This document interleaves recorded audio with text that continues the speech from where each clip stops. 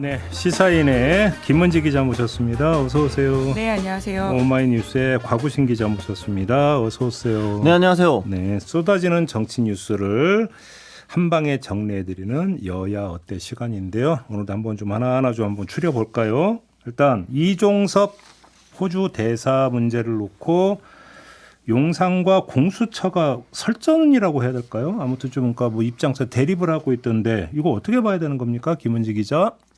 네, 그러니까 이 사건이 더 비화될 것이다 이렇게 봐야 될 것 같은데요. 대통령실이 입장을 내고 공수처가 입장을 내고 다시 대통령실이 입장을 냈습니다. 굉장히 보기 드문 이례적인 장면이고 심지어 사실관계를 두고 다투고 있거든요. 국가기관 두 곳에서. 네네. 그렇기 때문에 이게 단순히 이제 하루 이틀 해프닝으로 끝날 것이 아니라 그만큼 이 사건이 더욱더 크게 비화될 것이다라고 하는 걸 좀 우리가 이해할 수 있을 것 같고요.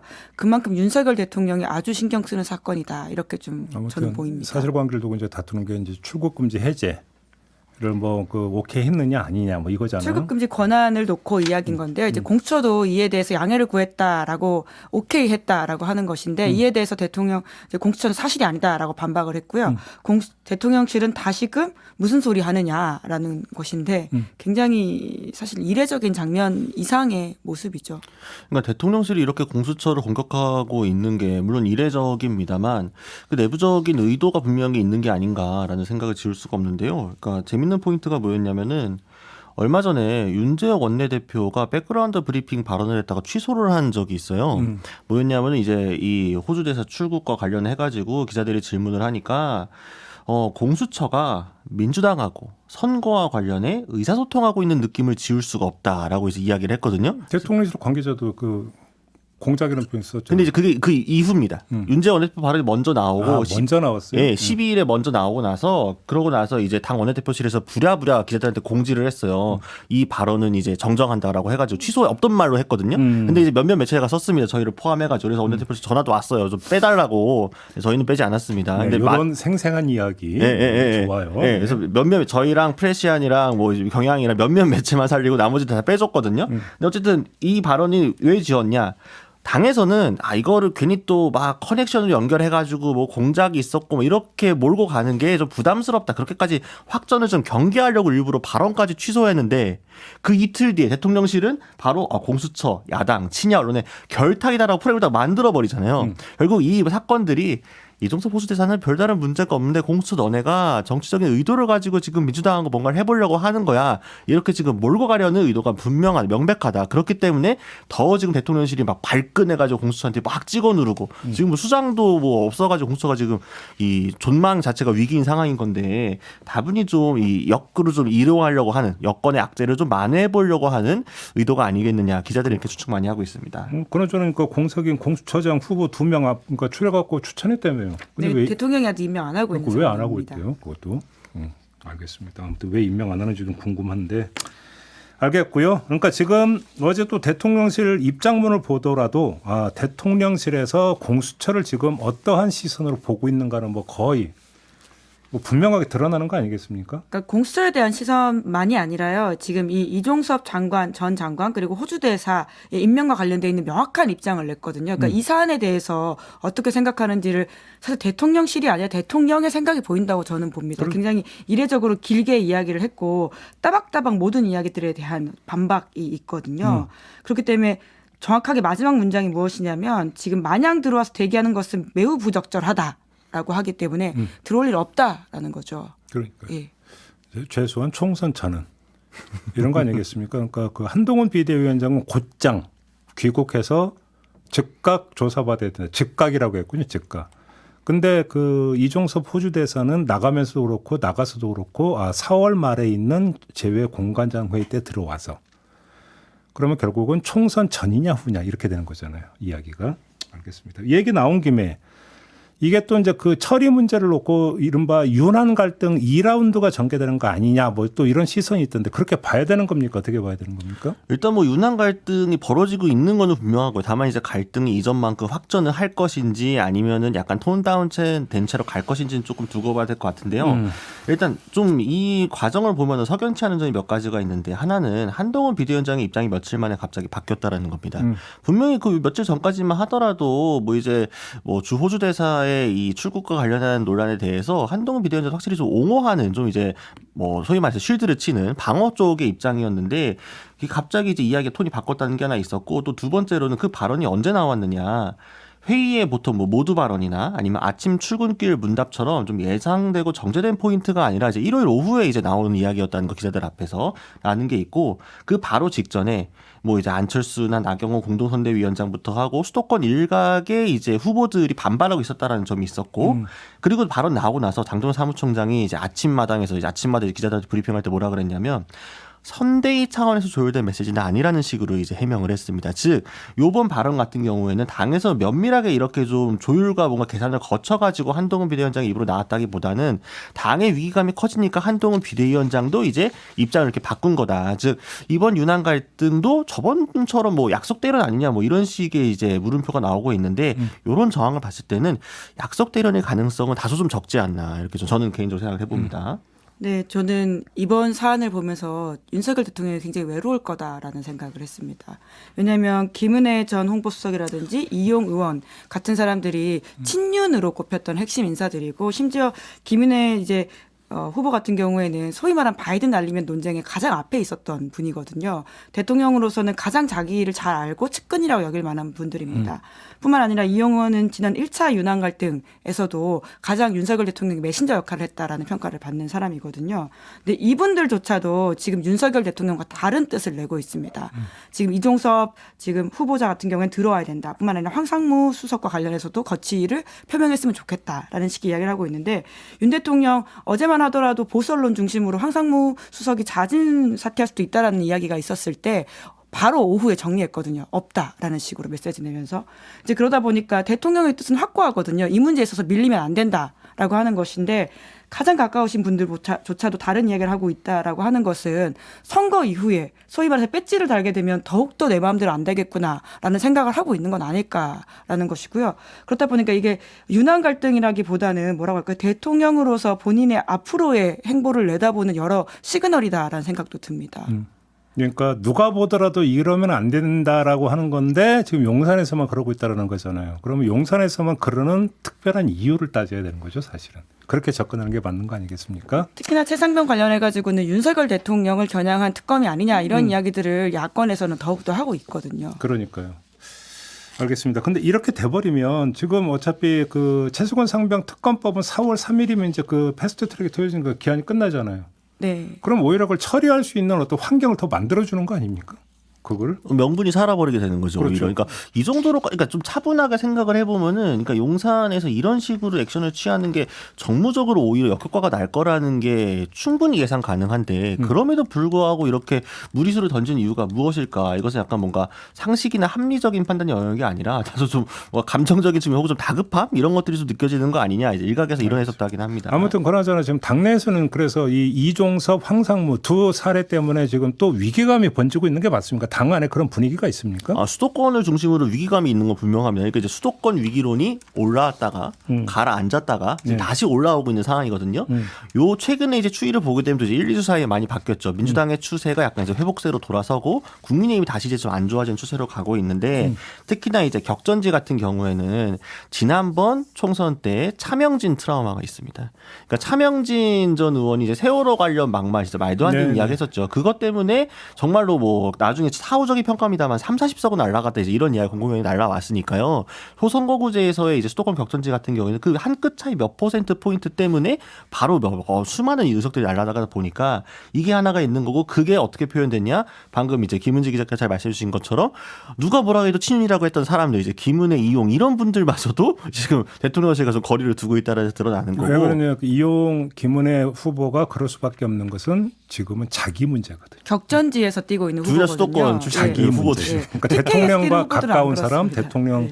참모의 그러니까 저기 처지가 아니라 자기의 처지에서 접근하니까. 그렇죠. 자기들이 모두 이제 배지가 중요한 상황이 됐으니까요. 그래서 근데 이제 방금 이제 그 한동훈 비대위원장이 이제 톤이 바뀌었다는 메시지가 나온 게 17일이었거든요. 17일날 또 재밌는 보도가 뭐가 있었냐면은 뉴스원에서 여의도 연구원의 여론조사를 언급을 했었어요. 그 당시 원래 뉴스원에서 원래 보도가 뭐였냐면 여연에서 지역구 의석수를 90에서 95석 정도로 전망한 자체 분석 보고서를 내놓았다. 이게 지금 당내에서 굉장히 큰 위기감을 불러일으켰다라는 건데 지난번 총선 때 정말 미래통합당 안 좋았을 때 84석이었어요. 지역구가. 그때보다 조금 나아진 정도다 보니까 이 위기가 굉장히 고조되고 있다라는 어떤 정황적인 부분으로서 뒷받침됐던 건데 이 부분이 삭제가 됐습니다. 이후에 해당 기사에서. 그래요? 네, 그러니까 아무래도 당에서 좀 이야기를 해가지고 이 기사가 수정된 것으로 보이는데, 물론 원래 보도도 보면 이렇게 다운표 처리를 해가지고 뭐 직접 인용으로 되어 있던 건 아니었고 어떤 전해들은 전원으로서 이제 옮겨다니다 보니까 당에서 좀 이를 명확하게 좀 거리를 두거나 사실관계 부인했기 때문에 지어진 걸로 보이지만 어쨌든 이런 이야기가 나오는 것만으로도 여연에서 이런 조사가 나왔다더라라는 것만으로도 지금 수도권이 얼마나 안 좋은 상황인지 국민의힘이 일단 드러나는 방증이라고 할 수 있을 것 같습니다. 네, 그렇다.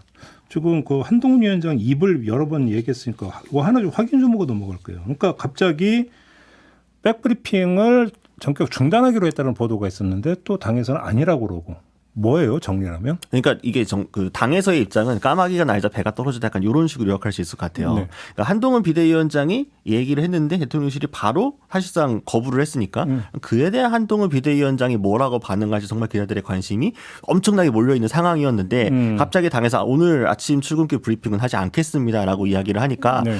한동훈 비대위원장이 지금 여기에 말을 하고 싶지 않아 하고 거리를 두는 건가? 지금 이 문제를 계기로 해가지고 지금 백그라운드 브리핑, 요 출근길 도어 스태핑을 중단하는 거지 이런 보도들이 쭉 나왔던 거죠. 네. 그러다 보니까 이제 당에서는 뭐라고 했냐면 원래 지금 선대위 체제로 전환을 하게 되면서 이제 매일 하던 브리핑을 좀 줄일 생각이 원래 그 예정이었고 그리고 이제 뭐 현장에 가기도 하고 하다 보니까 수시로 간헐적으로 하겠다. 안전히 중단하는 건 아니다. 매일 하는 거죠. 이런 식으로 이제 해명을 했습니다. 다만 근데 이제 그렇다고 기자들의 이게 다 해소가 안 된 건 뭐냐면은 그래서 어제 퇴근할 때도 기자들하고 이제 질의응답 안 했거든요. 어제 올라갈 때도 그렇고 그리고 뭐 선대위 체제 전환과 이제 현장 이야기들이 이제 이야기로 나옵니다만 현장은 뭐 지금도 오면서 하면 가고 있고 거기서도 브리핑을 할 수 있는 건데 하필이면 이 타이밍에 이 브리핑 횟수를 줄이겠다. 이것 조금 한동훈의 입이 약간 조금 이제 절제로 들어가는가 혹은 이 문제를 지금 가지고 당장 확전시키고 싶어 하진 않는구나. 약간 이런 뉘앙스를 좀 느낄 수 있는 게 아닐까. 이종섭 그 대사 이슈가 사실 여러모로 사면초가인 게요. 그러니까 지금 여론이 좋지 않기 때문에 당장 귀국해야 된다라는 이야기를 할 수는 있습니다. 그런데 정말 정무적으로 판단해서 만약에 이종섭 대사가 그래서 내일 들어온다라고 치면 사실 지금 선거가 얼마 안 남지 않았습니까? 이 기간 동안 계속 이 이슈가 물건으로질 가능성이 있다라고 하는 현실적인 판단 부분이 있기 때문에 쉽지 않다라고 하는 것이고요. 그런데 이렇게 이야기를 하게 되면 당장 야권에서는 어제 뭐라고 반박을 했냐면 그러면 신범철 전 차관과 임종득 전 차장은 어떻게 할 거냐 이렇게 또 물고 늘어지고 있거든요. 그러니까 최상병 이슈가 단순히 이종섭 하나로만 지금 되는 것이 아니라 계속해서 꼬리를 물고 넘어가고 있기 때문에 여당으로서는 최대한 관리했어야 될 이슈인데 물론 이 사안의 어떤 본질과는 별건으로 정무적으로만 판단을 한다면요. 그러니까 지금 윤석열 대통령이 애써 이제 뒤에 넣어놨던 이 이슈를 위로 올리면서 여러모로 사면초가다라는 거죠. 그러니까요. 뭔가 지금 정무적 관리가 안 되고 있다. 요 얘기는 좀 분명히 할 수 있는 것 같은데 뭐 얘기 나온 김에 황상무 수사권 있잖아요. 회칼 테러 발언. 난 기자로서 딱 첫 소식을 들었을 때 소감이 어땠습니까? 곽우진 기자는? 제 개인적인 생각은 새삼스럽지 않다. 오. 놀랍지 않다. 왜요? 이 정부 뭐 출범 전부터 후보 시절부터 윤 대통령께서 워낙 많은 말을 하셨기 때문에 제가 사실 뭐 다른 자리에서도 한번 이야기한 적이 있습니다만 윤 대통령께서 참 장점이 많은 분이세요. 뭐 김치찌개도 잘 끓이고 노래도 잘하고 술도 잘 드시고 하는데 이분이 이제 최소한 언론과 관련된 부분에서 보았을 때는 심각한 자질미달적인 부분들을 후보 시절부터 많이 노출을 하셨거든요. 그 기조를 지금 용산도 공유하고 있기 때문에 이런 발언이 나온 거지 이걸 단순히 개인 일탈로 치부한다? 그랬으면 바로 지금 엄정한 조치가 나와야죠. 지금 황상무 수석을 지키겠다고 하는 것 자체가 사실은 그냥 이게 속마음이 어쩌다가 드러난 것일 뿐이지 이제 뭐 용산과 뭔가 굉장히 다른 대통령의 언론관과 다른 이야기가 나온 거다라고 포장을 하기에는 좀 뒤늦게 좀 가짠다라는 생각이 들 수밖에 없는 거고 뭐 그랬으면 뭐 KBS 특별대담은 왜 그렇게 했고 MBC를 향해서는 뭘 하고 있는 것이며 예전에 뭐 MBC 그 영산 출입하는 기자분께서 뭐 슬리퍼 신었다고 뭐 이제 뒤에 대통령 떠나는데도 뭐 질문했다고 막 소리 지르고 항의한 게 그건 대통령실 아니었습니까? 아무튼 뭐 무슨 해명을 이렇게 하는지 잘 모르겠네요. 뭐 이분은. 네. 물론 대통령실 입장을 좀 말해드려야 될 것 같은데요. 대통령실은 특정 현안과 관련해 언론사 관계자들 상대로 어떤 강압되지 압력도 행사해 본 적은 없고 하지도 않을 것이다. 우리 정부는 과거 정권들과 같이 정보기관을 동원해 언론인을 사찰하거나 국세청을 동원해 언론사 세무시찰을 벌인 적도 없고 그럴 의사나 시스템도 없다. 이렇게 이야기를 하긴 했습니다. 그러니까 지금까지 해왔던 것들은 강압도 아니고 압력도 아니라는 거잖아요. 그럼 도대체 대통령실이 생각하는 강압이나 압력은 뭔지 참 궁금하기는 합니다. 이 정권에서. 저는 처음에 이제 곽우신 기자가 이제 그 뭐 특별히 놀랍지 않다라는 그 취지로 말씀하셔서 아 그런가 보다 했더니 또 맥락은 또 되게 격하게 말씀하시네요. 아니, 뭐, 네. 같지 않다 이런 표현은 조금 자제해 주시기 부탁드리겠습니다. 네. 언론 자유에 심각한 위해가 가하고 있다. 사실 이거는 많은 기자들이 공통적으로 느끼고 있는 거고. 그러니까 그럼에도 불구하고 사퇴 요구를 받아들이지 않는 것은 결국은 황상무 수석의 발언과 어떤 윤석열 대통령의 언론관이 연결되어 있기 때문에 이 해석이신 거죠? 네, 그렇습니다. 알겠습니다. 아무튼 그래서 지금 어제 입장문 2개가 나온 거잖아요. 그럼 이제 다시 또 이제 기자들의 관심사는 한동훈 위원장은 그래서 어떻게 할 건데 이렇게 가는 거 아니겠습니까? 전망을 하신다면?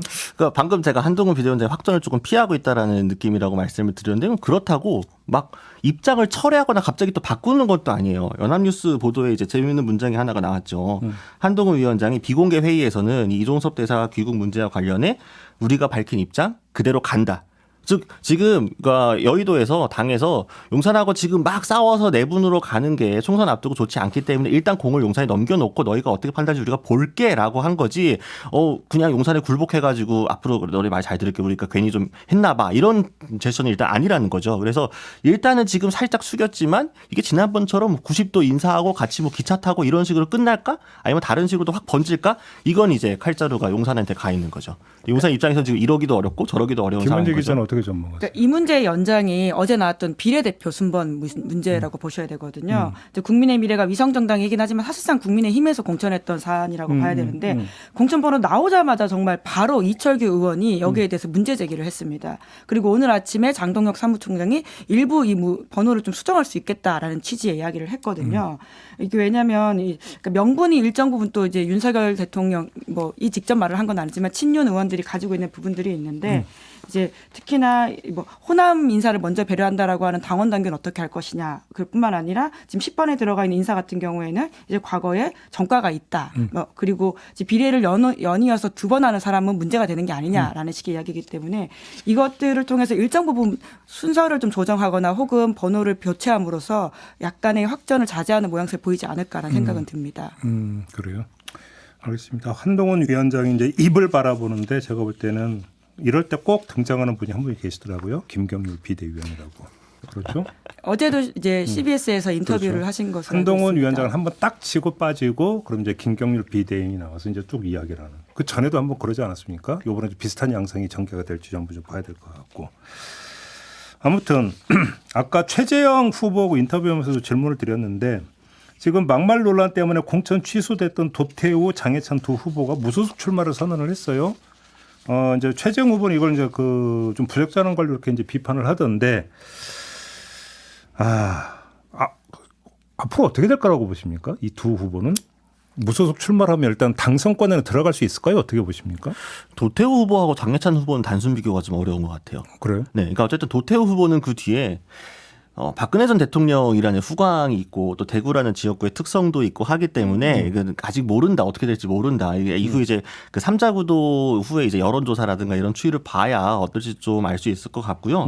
그리고 말씀드린 것처럼 도태우 변호사가 만약에 이제 당선되고 이후 나지 그러면 국민에 복당한다고 했을 때 당에서는 조금 이제 고민도 해볼 수 있겠죠. 물론 모든 당에서는 우리 무소속으로 깨고 나가서 당선되더라도 복당 안 시켜줄 거야라고 하지만 총선 때마다 모든 당은 그 얘기를 합니다. 그리고 총선이 지나고 나면 모든 당은 이런저런 이유를 들어가지고 일부는 복당을 시켜주고 일부는 안 받아주고 이제 케이스 바이 케이스로 살펴보게 되는데 근데 장해찬 전 최고위원 같은 경우에는 조금 경우가 다르다. 일단 장해찬 전 최고위원 같은 경우에는 일단 본인이 이제 SNS 통해 가지고 당에 워낙 누를 끼친 게 많을 뿐더러 본인의 정치적 자산이 없어요. 이분은. 네, 그러니까 본인이 스스로 뭔가를 해하고 만들어 왔다라기보다는 그러니까 사실은 뭐 수영구에서 그래서 본인이 뭔가 지역 기반을 닦아온 것도 아니고 뒤에 엄청난 백그라운드가 있는 것도 아니고 윤석열 대통령. 근데 어제 보니까 SNS에 한동훈 비대위원장과 찍은 사진은 다 내렸더라고요. 예. 네, 그러니까 확실히 지금 각을 세우는 거잖아요, 지금. 근데 이 장해찬 전 최고위원 같은 경우에는 본인이 그 직전까지만 하더라도 뭐 한동훈 비대위원장 시스템 공천 높이 평가하면서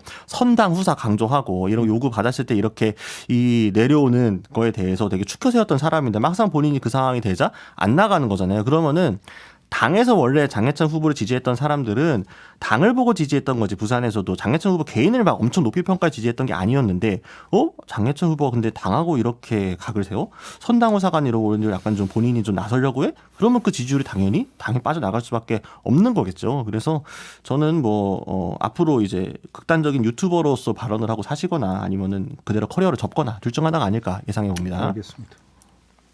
저는 근데 기자로 그러니까 두 분 기자께 한번 좀 견해를 여쭤볼 게 하나 있는데 어제 잠깐 JB타임에서 잠깐만 짧게 그러니까 얘기하고 넘어가서 한번 그 정봉주 후보의 막말 문제 때문에 공천이 취소가 됐어요. 그래서 그러면 어떻게 할 것이냐 해서 하여간 전략 지역구로 결정을 해서 전략 경선을 실시하기로 했고 박용진 의원도 거기에 포함을 시켰어요. 자, 이 결정이 하나가 있어요. 민주당은. 두 번째, 거의 동일한 케이스로 국민의힘은 근데 다시 경선을 실시하는 게 아니라 그냥 전략 공천을 해버렸잖아요. 그렇죠. 그러면 이 공천 과정의 문제점은 어디에 더 있는 겁니까? 민주당에 더 있는 겁니까? 국민의힘에 더 있는 겁니까? 한번 두 분 기자는 어떻게 평가하십니까? 근데 제가 여쭤보고 싶은 건 근데 왜 그 민주당의 강북으로는 그렇게 계속 집중 보도를 하는데 전략 공천한 국민의힘의 결정은 보도를 안 해요? 왜 그러는 거예요? 아무 문제가 없다고 생각해서 보도를 안 한 겁니까? 어떻게 봐야 되는 겁니까? 전략 공천을 하든 전략 경선을 하든 그거는 이제 당의 정무적인 판단이기 때문에 저는 이제 상황에 이럴 수도 있고 저럴 수도 있는 거 되게 마치 다 어떻게 하면 맞는 거고 어떻게 하면 그른 거다라고 명백하게 얘기하기는 어려울 것 같아요.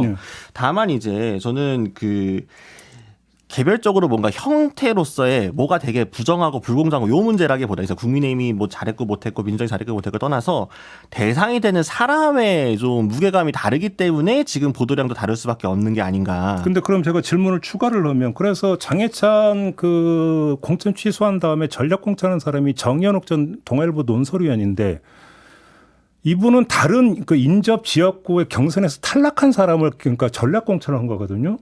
이것까지 그럼 추가해서 한번 제가 다시 질문을 보강해서 질문 드려보면 김은지 기자는 어떻게 평가를 하세요? 그러니까 물론 더 많이 보도하고 더 그렇게 해야 된다라는 말씀이 어떤 취지이신지 알겠는데요. 그러니까 상대적으로 그러니까 지금 박용진 의원과 관련돼 있는 강북을 같은 경우에 사실은 서사들이 빌드업이 쭉 쌓여왔기 때문에 계속해서 이 스토리텔링들이 이어지고 있다라는 생각이 들고요. 말씀하신 것처럼 그런 이야기들은 지금 뒤늦게 좀 불거지다 보니까 상대적으로 덜 주목받는 게 있긴 있겠죠. 그러니까 보도량을 조금 더 맞춰야 된다. 이런 취지의 말씀은 충분히 또 동의하기도 하는데요. 쉽게 하면 이제 제가 드리는 건 뭐죠? 그 서사 이런 것도 충분히 있는데 공천 관리의 공정성이라고 하는 측면에서 이제 그 판단 잣대는 그게 돼야 되는 거잖아요. 그렇게 놓고 봤을 때 지금 보도 태도가 어떤 얘기를 한번 여쭤본 거거든요. 그래서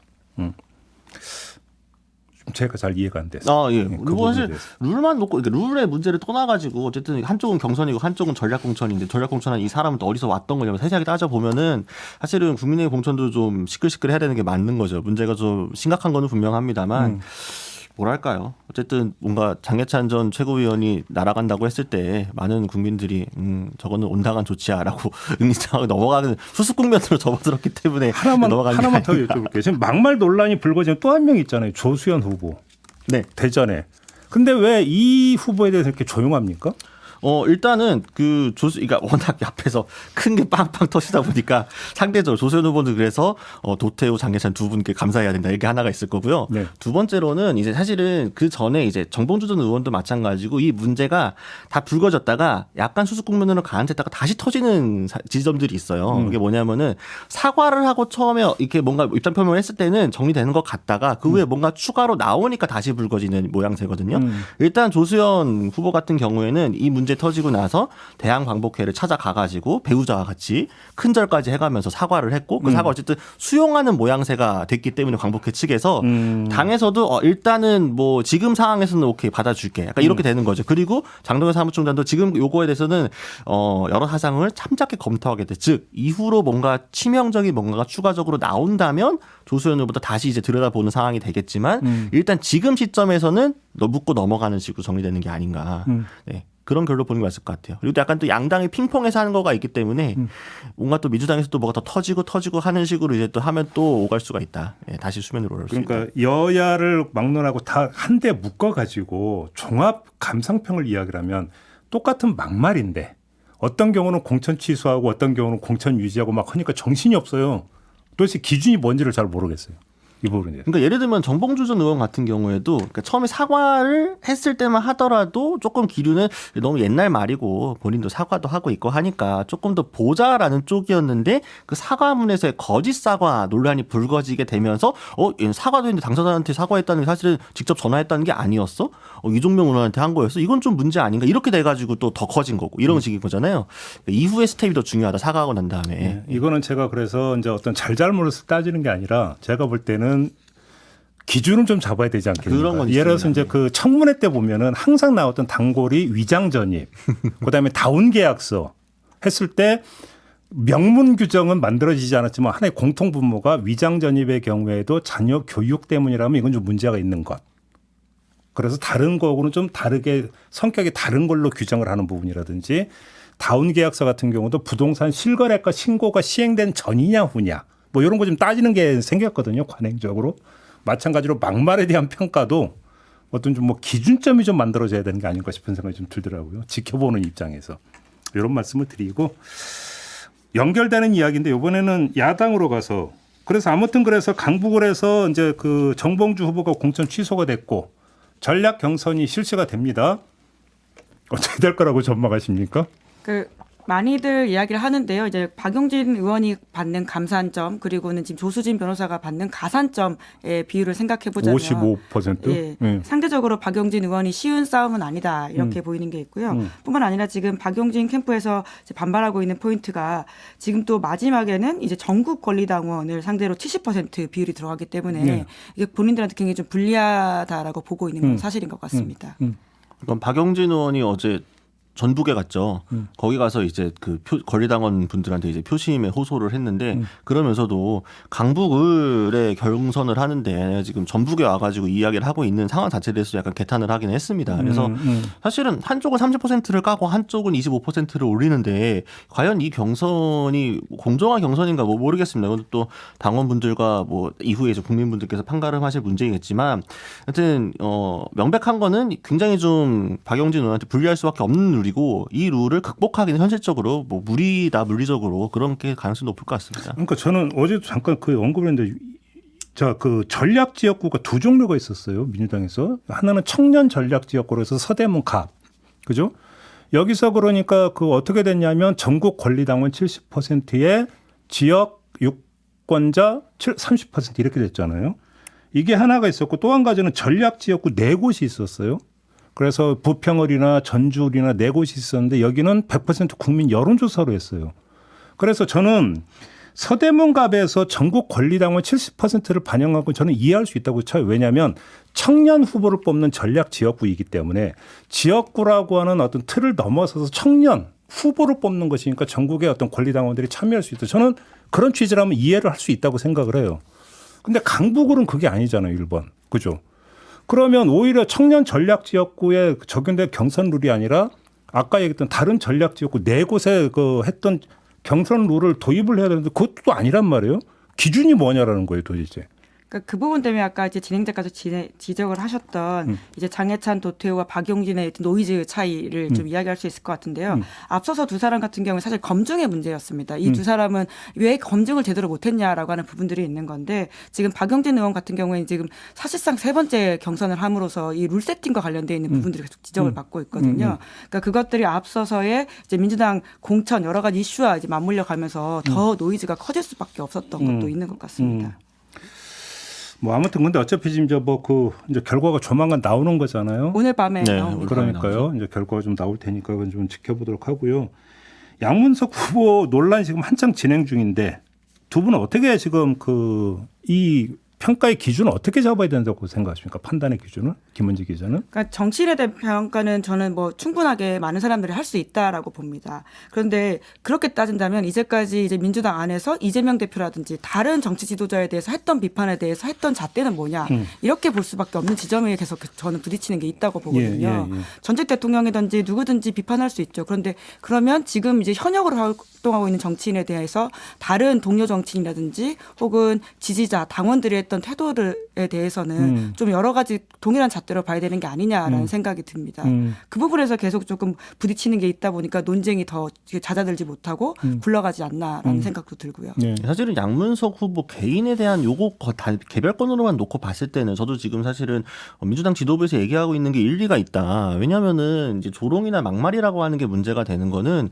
권력자가 이제 다른 일반 시민이나 유권자한테 혹은 이 말의 방향이 사회적 약자나 소수자 이런 계층에게 향해졌을 때 그 조롱과 막말이 심각한 문제가 되는 것이고 그게 아니라 당시 이제 양문석 후보의 이제 뭐 지위를 생각해봐도 그렇고 이제 뭐 기고글이나 SNS에 전직 대통령이나 이제 민주당이나 이렇게 어떤 정치 세력에 대해서 조금 날서 있고 과도한 말을 했다는 것 자체만으로 이거를 대단히 뭔가 결격 사유가 있는 물론 이제 말의 수위도 당연히 따져봐야겠습니다만 이렇게 하는 거는 좀 너무 엄정하게 바라보는 게 맞느냐라는 건 분명히 전 물음표가 있을 수밖에 없다 생각합니다. 다만 방금 말씀해 주신 것처럼 근데 지금까지 민주당에서 이어져 있는 이 모든 수많은 논란의 과정의 연장선상에서 보았을 때 그럼 이거 같은 잣대가 지금 적용되고 있는 게 맞느냐라는 거거든요. 그러다 보니까 결국 사실은 요것만 놓고 봤을 때는 쉽게 풀고 갈 수 있는 문제임에도 불구하고 지금 이것도 약간 개파와 개파 간의 세력 간의 갈등처럼 첨예하게 되고 해당 후보가 상징성을 막 가지게 되면서 점점 더 무게중심이 커지게 되잖아요. 그러면은 불이 커지면 끄기도 어렵거든요. 이전에 다른 여러 사례가 그랬듯이 마찬가지로.